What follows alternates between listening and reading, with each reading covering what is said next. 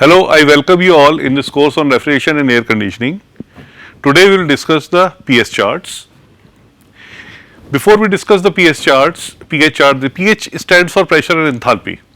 Refrigerant properties table, then transfer of refrigeration process on pH chart.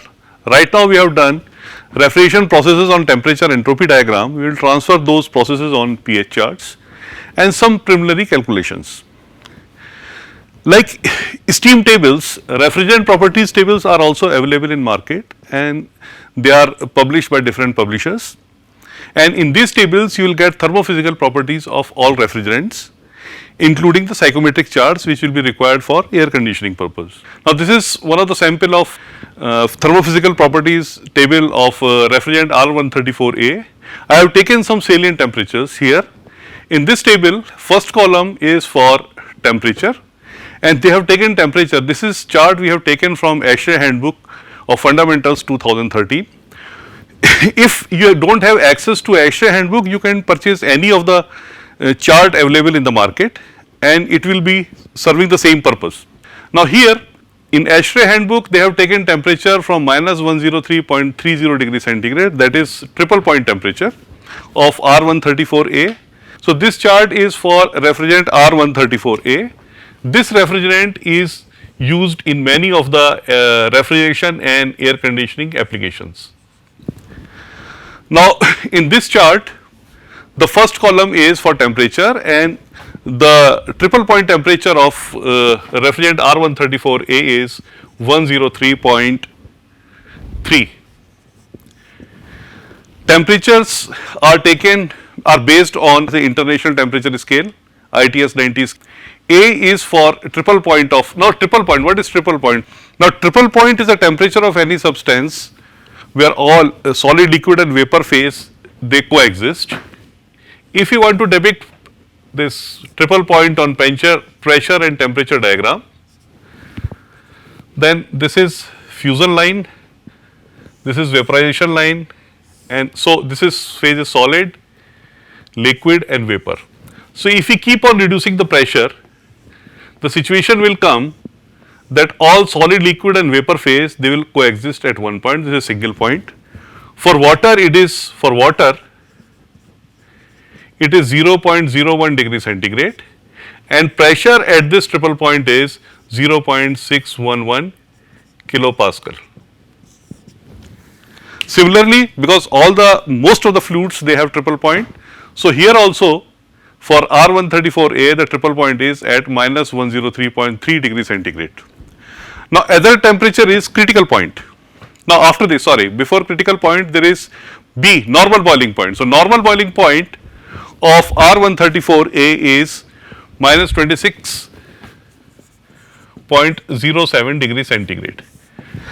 Normal boiling point of any fluid is the boiling point at 1 atmospheric pressure, as you can see in this table, at 0.10133, that is 0.10133 megapascal, that is 101.33 kilopascal. The boiling point of R134A is minus 26.07 degrees centigrade.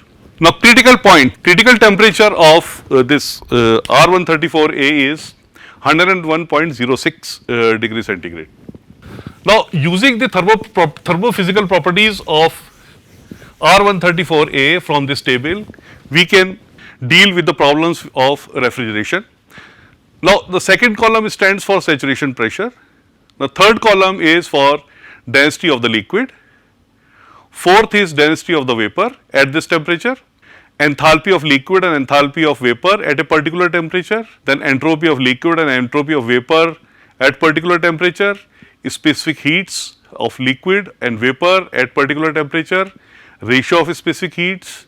Now in addition to this, velocity of sound, viscosity, thermal conductivity, surface tension are also given in this table, though we do not require these properties for the purpose of refrigeration and air conditioning in most of the cases.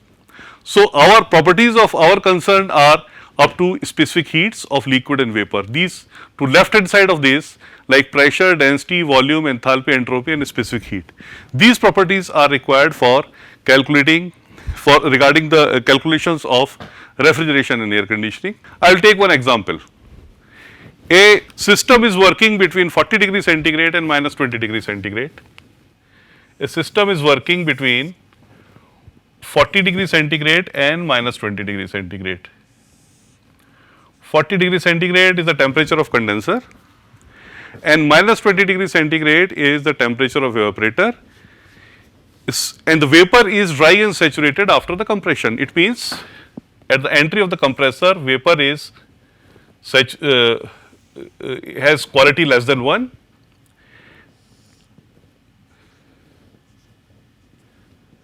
and this is minus 20 degree centigrade.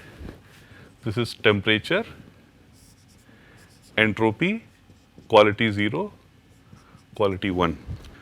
Now we will give the nomenclature also, A, B, C, D. So, process A to B is a constant entropy process, B to C is condensation of vapor, C to D is constant enthalpy expansion, and D to A is evaporation process, or it takes the refrigerant takes heat from the surroundings and here the heat is rejected.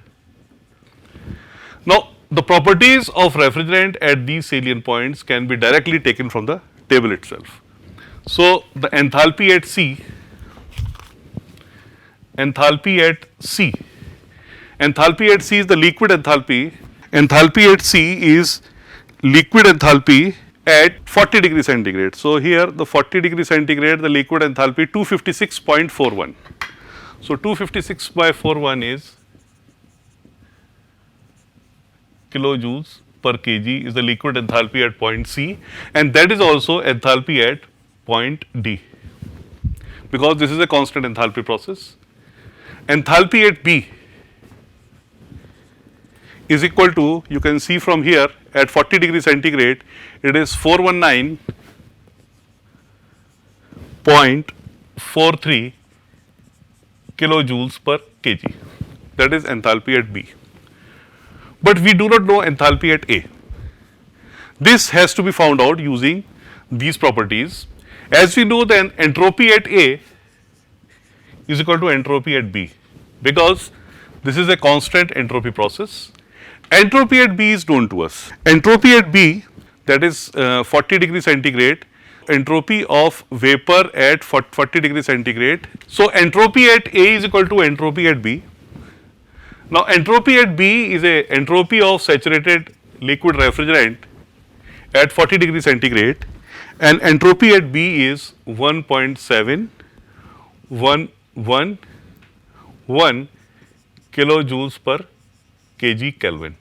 This can be seen from here itself. And now, for SA is not known to, SA is also then 1.7111 kilojoules per kg Kelvin.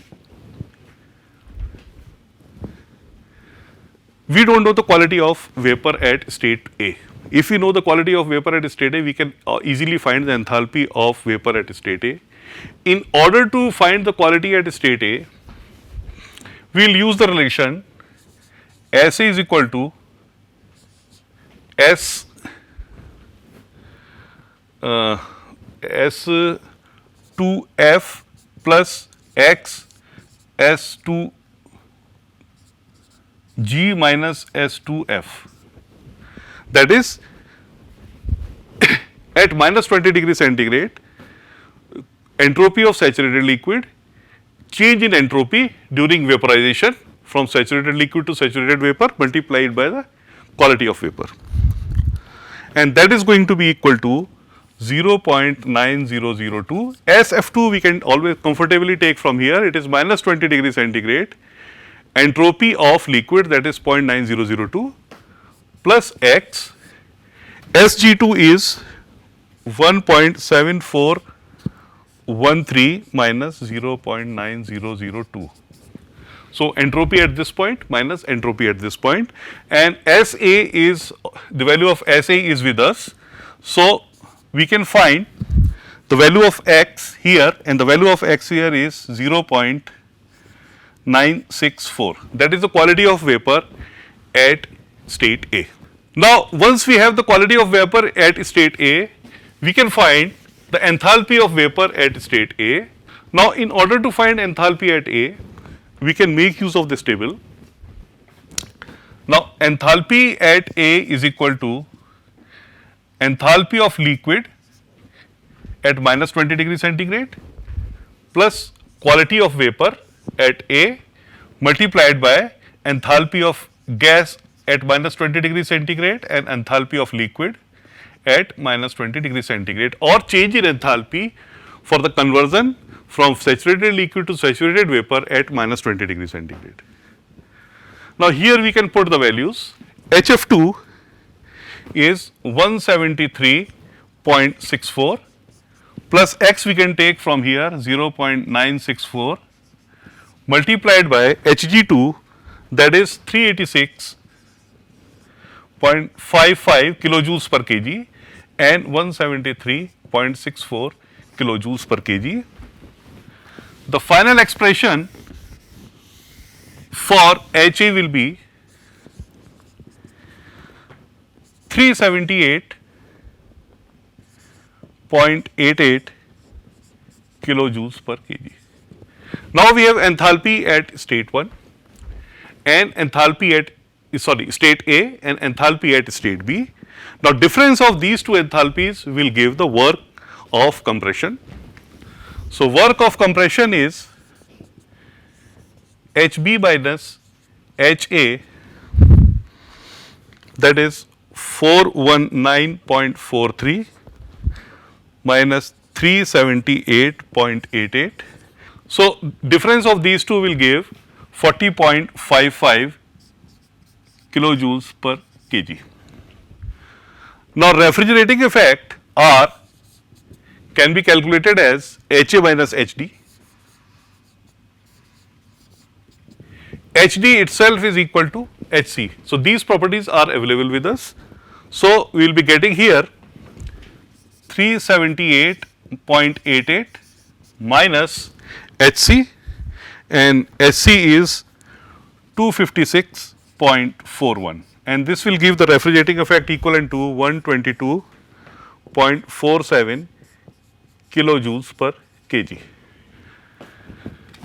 Since the mass flow rate of refrigerant in the system is 1 kg per second. So, if you multiply this one by 1 kg per second, we will be getting refrigerating effect as 122.47 kilowatt, and same manner the work consumed by the compressor will also be 40.55 kilowatt. Now, if you want to convert this into tons of refrigeration, then it is going to be 34.99 tons of refrigeration. That is, if we divide 122.47 divided by 3.5 will give us tons of refrigeration, and that is going to be equal to 3.99 tons of refrigeration. Now, if I want to transfer, because in this process as a practicing engineer I will have to make elaborate calculations. So, in order to facilitate the practicing engineers, pH charts have been evolved. Now, in these pH charts, this is the pH chart for R134A, and every refrigerant has got its unique pH chart. This chart is prepared, I have already taken from ASHRAE Handbook for Fundamentals 2013, but if you purchase this thermophysical properties booklet for refrigerants, in that booklet also you will get these charts for most of the refrigerants which are being used in the market. Now, if I want to transfer these processes into this pH chart, now the beauty of the pH chart is you have to do minimum of the calculations, because it is between pressure and enthalpy, and enthalpies, instead of taking from the table and then doing the calculations especially for the wet vapor or superheated vapor, here directly you can take the values of enthalpy from the chart. Now, this chart consists of, it is between pressure and enthalpy. Pressure is on a log scale, enthalpy is on a linear scale. The thick line you are seeing here is a saturation line. Below this line, on this side of this line there is a saturated liquid, on this side of this line is saturated vapor. This is critical point. Beyond critical point, the vapor phase does not exist. Now, this chart is prepared it is on the y axis the pressure is given in megapascal starting from 0.01 megapascal to 20 megapascal. On the x-axis, enthalpy is given from say 100 kilojoules per kg to 600 kilojoules per kg. Properties are computed with the help of NIST Ref Prof version 7.0. Now, in this chart, there are constant temperature lines. If you look at the constant temperature lines, they start, let us say, follow the constant temperature line of 30 degrees centigrade. So, it starts from here, then it goes in a horizontal direction because there is a phase change from liquid to vapor, and then there is a curve following this. This is a constant temperature line for 30 degrees centigrade temperature. It also has constant density lines. Now, constant density lines you can see here, the vapor constant density, they are dotted lines, they are shown here at different values, say starting from 0.4 kg per meter cube, it goes up to 600 kg per meter cube. They are all constant density lines. Horizontal lines are of course constant pressure lines. Vertical lines are constant enthalpy lines. It has constant quality lines also, they are shown here, constant quality lines. This is 0.1, 0.2, 0.3, 0.4 and so on up to 1. Now, if I want to transfer this process of temperature entropy diagram to this pH diagram, in that case process we will start with the BC, process BC 40 degree centigrade. So, at 40 degree centigrade temperature, this is process BC, taking condensation of vapor. So, heat transfer during condensation of vapor you can directly read from here, enthalpy at B minus enthalpy at C. So, you do not have to make elaborate calculations, all the values are available here. Now, CD is a constant enthalpy process. So, this is a constant temperature line minus 20 degree centigrade line. So, if we drop a vertical line from C, vertical line of C, this will give the state D. Both the states are having the same order of enthalpy. From D to A is evaporation. At A, the quality is 0.964. So, if we look at the 0.964, it will come somewhere here. And at the end of the compression, it is saturated, and this is a constant. Yes, one line I forgot to tell you. This chart has constant entropy lines also. They are very important. These inclined lines are constant entropy lines. So, we will follow a line parallel to the constant entropy line and it will come somewhere here. So, this is state A. Now, from this pH diagram, suppose I want to do the calculation, the same type of calculations. Now, from this pH diagram, we can comfortably take HA, enthalpy at A, we can directly read from here. Okay, it will be approximately 385 or 390, sorry 390, whatever the value we are getting from here, the same value we will be getting from here. So, looking at this pH diagram, if I want to take enthalpy at state 1 and state 2, then HB is approximately 420 kilojoules per kg, 420 kilojoules per kg, it is HB, and HA is, if I want to take HA, then HA also I can take from here and it will come around 380 kilojoules per kg. Now, HC is equal to HD. Now, SC is here, if I simply extrapolate this line here, it will come around 257 kilojoules per kg.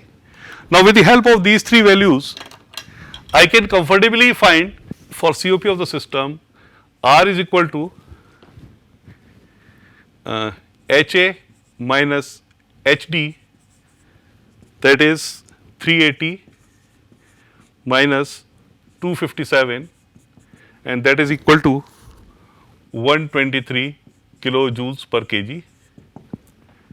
Work is 420 minus 380 is equal to 40 kilojoules per kg.